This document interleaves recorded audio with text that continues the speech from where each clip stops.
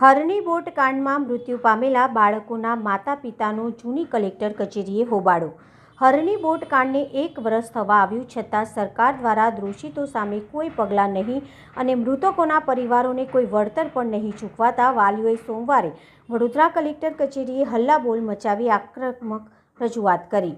વડોદરા શહેરમાં ગયા વર્ષના 18મી જાન્યુઆરીએ જે ગોઝારી ઘટના હરની તળાવમાં બની, જેમાં 12 ભૂલકાઓના સાથે 2 શિક્ષિકાના મોત થયા હતા, આ ઘટનાને 18 જાન્યુઆરીએ 2025ના રોજ 1 વર્ષ પૂર્ણ થશે। આ કેસ કોર્ટમાં અટવાયેલો છે। હાઈકોર્ટ કલેક્ટરને સૂચનો કર્યા હતા કે આ કેસમાં તપાસ કરી કાર્યવાહી કરવી અને વળતર નક્કી કરવું।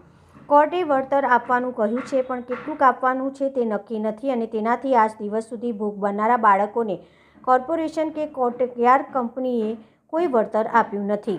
બીજી બાજુ જે તે વખતે મુખ્યમંત્રી વડોદરા દોડી આવ્યા હતા ભૂપેન્દ્રભાઈ અને ગૃહમંત્રી હર્ષ સંઘવીએ જણાવ્યું હતું કે કોઈ ચમરબંધીને છોડવામાં નહીં આવે। તે સમયને 15 દિવસમાં કલેક્ટરને રિપોર્ટ સબમિટ કરવાનું જણાવ્યું હતું। આ અંગે જે તે સમયે કલેક્ટરને જવાબ આપવામાં મોડું કર્યું હતું। આ ઘટના બની અને જે તે વખતે કંપનીને કોન્ટ્રાક્ટ આપવામાં આવ્યો હતો તે વખતે મ્યુનિસિપલ કમિશનર વિનોદ રાવ હતા, સ્ટેન્ડિંગમાં ડૉક્ટર જિગીશાબેન હતા અને મેયર તરીકે ભરત ડાંગર હતા। રાજકીય વગ ધરાવતા કોર્ટયાર્ડ કંપનીના ડાયરેક્ટર પરેશ શાહને માત્ર 3 લાખ રૂપિયામાં 30 વર્ષનો કોન્ટ્રાક્ટ કરી આપ્યો હતો। આ ઘટનાને વર્ષ પૂર્ણ થવા આવ્યું છતાં પણ મૃતક પરિવારો માટે સહાનુભૂતિ રાખીને થોડી ઘણી રકમ પણ આજ દિવસ સુધી કોર્પોરેશન કે કોર્ટયાર્ડ કંપનીએ, તેમના ડાયરેક્ટરોએ તેમજ સ્કૂલના ટ્રસ્ટીઓએ કોઈ પણ મદદ કરી નથી। આજની તારીખમાં વડોદરા મામલતદાર પણ સ્કૂલને પાર્ટી બનાવેલી છે।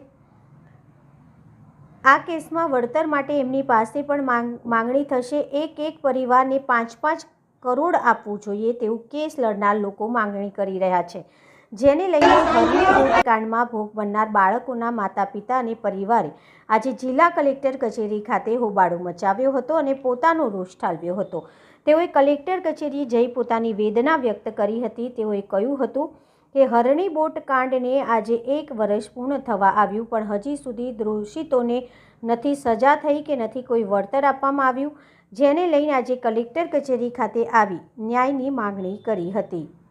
નામદાર ગુજરાત હાઈકોર્ટ દ્વારા જે આદેશ કરવામાં આવ્યો છે તે આધારે આજરોજ ઇન્ક્વાયરીના કામે જે પીડિત પરિવારો છે એમને બોલાવવામાં આવેલા હતા અને અમે જે ગઈ વખતે રજૂઆત કરી હતી એના અનુસંધાને સાહેબે જે સનરાઈઝ સ્કૂલ છે જ્યાં આ બાળકો ભણતા હતા અને શિક્ષિકાઓ 20 વર્ષથી 35 વર્ષથી નોકરી કરતા હતા, એવા સ્કૂલના સત્તાધીશોને પણ એમને કંઈક બી કહેવું છે કે કેમ એ બાબતે નોટિસ કાઢવામાં આવેલી હતી અને આજરોજ જ્યારે સ્કૂલ સત્તાધીશો હાજર થયા ત્યારે જેમ એમને છેલ્લા 1 વર્ષથી કર્યું છે, આજે પણ ક્યાંક ને ક્યાંક ફરી એક વખત એમને એ જ પ્રકારની વાત કે એમની કોઈ જવાબદારી નથી બનતી એવી એમની એક રજૂઆત, જેની સામે અમે પણ અમારી સ્પષ્ટ રજૂઆત છે કે નામદાર ગુજરાત હાઈકોર્ટમાં સ્કૂલને પક્ષકાર તરીકે જે જોડવામાં આવ્યા એ જોડવામાં જ એટલા માટે આવેલા કે વળતરની